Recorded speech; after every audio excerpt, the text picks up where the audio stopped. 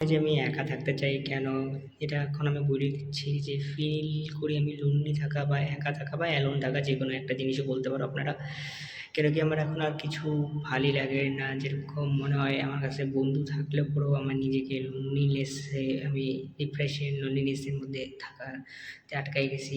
যে হচ্ছে আমি এখন পুরো সোশ্যাল ম্যাক্সিং, লুক ম্যাক্সিং বা যেকোনো জিনিস ম্যাক্সিং বলে দাও, ওগুলো করার চেষ্টা করতেছি ইউটিউবের মধ্যে বা নিজেকে ইমপ্রুভ করার চেষ্টা করতেছি মনের থেকে। কিন্তু একটা জিনিস আছে যে মাইন্ডের মধ্যে আমার ভিতরে যে জিনিসটা চলতেছে সেটা হচ্ছে আমি এখন একা থাকতে চাই। কেন কি একা থাকলে বেনিফিট অনেকটাই আছে, কিন্তু ফ্রেন্ডের সঙ্গে থাকা বা অন্যদের সঙ্গে থাকাটা অনেক ভালো বেনিফিট। আপনারা অনেক কিছু নতুন নতুন জিনিস শিখতে পারো।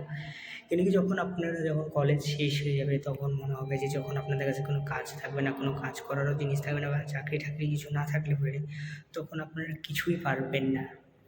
কেন কি যখন আপনাদের কাছে কোনো সাকসেসফুল লাইফ থাকবে না তখনই আপনাদেরকে মনে হবে একা থাকার জন্য। ওই জন্য আপনাদেরকে যখনই পারেন বা যে কোনো সময় পারবেন আপনাদেরকে যে কোনো কাজ করতে হবে, নাহলে আপনারা একাই থাকবেন। তো এটাই বলার ছিল। যদি ভিডিও ভালো লাগে তাহলে প্লিজ সাবস্ক্রাইব করে নেবেন। কোনো জোর জবরদস্তি নেই। আবার দেখা হচ্ছে।